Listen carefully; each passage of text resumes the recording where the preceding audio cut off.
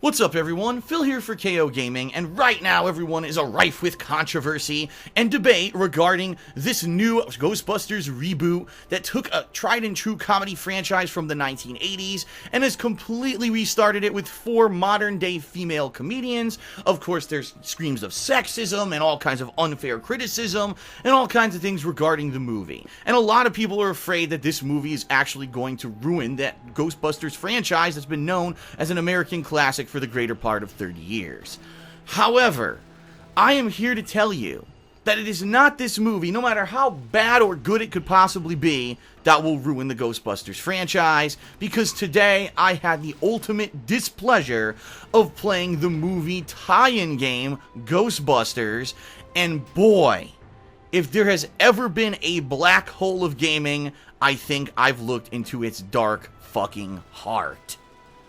Now, traditionally, when you get a movie tie-in video game, you don't expect much. You think, oh, it's probably just going to be a cheap cash grab, or it's going to be a game that really doesn't have significant gameplay, but at least usually it either does something, whether it's a standalone game that really doesn't add anything to the movie, or it's a really crappy game that actually does have some kind of tie or supplementary materials that have to do with that subject matter of the movie. You can usually get something positive out of the experience. After playing Ghostbusters for 3.5 hours, I am here to tell you there is nothing positive about this game. It's boring, it's repetitive, it's incredibly unoriginal. They couldn't even bother to get anyone from the cast of the new movie to do any kind of work on the game. And although there are some pretty weak ties to the new movie reboot, it's certainly nothing to write home about, and it's absolutely no reason to purchase the game. Let's begin to systematically take apart Ghostbusters 2016. First off, as I've already mentioned, this game does not even feature the 4 new female Ghostbusters from the reboot movie, but instead introduces a new cast of characters, 2 pretty generic males, one having red hair and a red beard, and being a more burly type, while the other one having an almost hipster-like douchebag haircut, and they both have a lot of silly quips that they say during the gameplay. There's also 2 female characters, one blonde who looks kind of like almost a punk rocker with a skull around her neck, and more of a nerdy African-American girl. They're not too bad looking, but at the same time, who the hell are they? And that's immediately a mystery as you boot up Ghostbusters for the first time. It's absolutely never explained who these 4 Ghostbusters are. Or did all of a sudden, after the events of this reboot movie, did they start franchising out the business and this is one of those groups? Who knows? And honestly, who cares? Because it's not going to matter once you start playing the game. In fact, as soon as the game starts, you start hearing problems. And by hearing, I mean the volume level. The cutscenes of this game play incredibly loudly, while the actual in-game gameplay is incredibly low. The game sounds like it was designed by 2 completely different dev teams who weren't using the same pair of headphones and have the volume levels all over the place. So I found myself during the course of playing this game going up and down on the volume knob to avoid blowing out my ears, and also just being able to hear the actual gameplay and dialogue. It's ridiculous that in this day and age you can't get a video game where they can't even get the volume levels right. But that's not even the start of it. The intro cutscene introduces these 4 new Ghostbusters, says that the city is being haunted by ghosts. Incidentally, these ghosts that are brought up in these intro single frame of animation cutscenes apparently have appeared in this reboot movie, because they actually make direct references to when the ladies ran into them during the course of the said movie, but now they're actually haunting different locations. So it's going to be your job as a new set of 4 Ghostbusters to go to these locations, kill hordes and hordes of repetitive enemies and ghosts, finally get to that boss, bust them, and then head home for a job well done. Now, each of the 4 selectable Ghostbusters actually have unique abilities and guns. For example, the big, burly, redheaded guy has a chain gun that can shoot pretty quickly and actually does a lot of damage, but while the black-haired girl actually has a shotgun that has a bit of range, but unfortunately doesn't do much damage. So yes, each Ghostbuster actually will be a little bit different when it comes to the gameplay mechanics. They also have a grenade that they each throw that has a different ability. Some of them will stun enemies and slow them down, while others will do damage over time, and ultimately as you play through the game you're going to probably want to try out each of the Ghostbusters to see which one fits your combat style the best. But there's a problem with that. because you can only play as one of the Ghostbusters per each round. And so, what's going to happen ultimately is you'll play through the round, get to the end, gain experience points for killing these waves and waves of repetitive enemies, and then you'll actually be able to level up that character, upgrading things such as the damage for their weapon or their maximum health. And that's all well and good, except you've only played as one of the Ghostbusters during the entire stage, which means if in the next stage you want to pick a different Ghostbuster, guess what? They didn't get any experience points for that last level that you just played. Therefore, they're lower level than who you just used, so you're either forced to nerf yourself every single match if you want to switch between the 4 Ghostbusters and pick a weaker fighter than you should be playing with, or you're actually forced to use the same Ghostbuster in every single stage so that you can retain all of your upgrades, but then you're only seeing 1/4 of the capabilities of this Ghostbusting team. So just the game design innately from the start is flawed. The actual gameplay is absolutely nothing to write home about. It's a pretty standard top-down style shooter where you'll be wandering around these preset maps, killing waves and waves of repetitive enemies. And when I say repetitive, I mean it. Whether it's the disembodied skull, the endless hordes of zombies that I didn't know even existed in the Ghostbusters universe. That's pretty damned creepy. There's also going to be these possessed books that are coming after you. Eventually there'll be things that kind of add a little bit of variety like fish, and every once in a while you'll fight a more powerful enemy ghost that's basically a mini boss like the Zool dogs from the original Ghostbusters movie, or a really generic humanoid who usually will have some kind of a melee attack and just be a damage sponge. But the bottom line is the gameplay here is incredibly repetitive, and after you've played one single stage of this Ghostbusters game, you'll have basically seen the gameplay for the entire game. It's wash, rinse, and repeat. Shoot the living shit out of everything, using your left thumbstick to control your movement, your right thumbstick to aim in a direction, and holding down the right trigger to fire your weapon. Every once in a while, your weapon will get a fully kind of heat meter, and then you have to press R1 to release the heat so that you can actually keep firing without overheating. If you do overheat, you have to wait a few seconds for that weapon to power down and then power back up, so you got to be careful managing that heat meter. And then of course you've got your grenade, which you can throw to do an area of effect attack, as I've already described.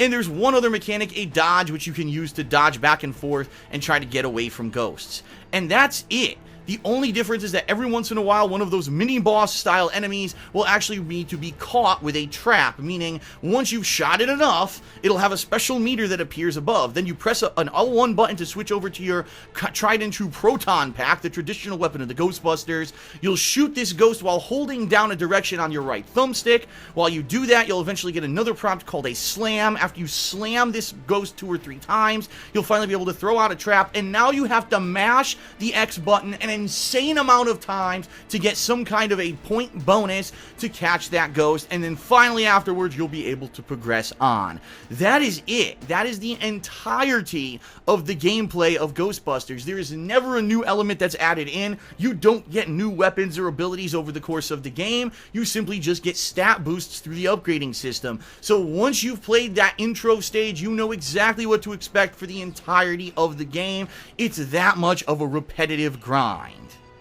And just to give some perspective on how much content is actually in the game, there's an intro stage that's about 10 minutes long that introduces the game mechanics and a ghost from the actual reboot movie as a boss fight. And then after that, there are 5 chapters, each of which have 2 individual stages that last roughly around 30 minutes each.